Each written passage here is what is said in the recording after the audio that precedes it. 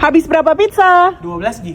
Kau ya habis berapa pizza? 8. Siap-siap makin lagi si tanding-tandingan paling banyak makan pizza di sini karena ada lagi makan sepuasnya pizza di Pizzeria Cafe. Cepat-cepat makin ke sini nah, berlaku mulai tanggal 19 Februari sampai 25 Maret. Jadi per orangnya cuma 49.000 untuk makan pizza sepuasnya berlaku 60 menit nah dan tersedia 2 pilihan varian pizza setiap harinya. Kalau datang ke berempat cuma 185.000 untuk 4 orang free lagi dikasih ke 1 pitcher es lemon tea dan free takjil. Ini berlaku di semua Pizzeria Cafe di Makassar. Nah, kalau mau lebih puas lagi, ada makan sepuasnya pizza, pasta, cream soup, dan juga snack cuma 89.000.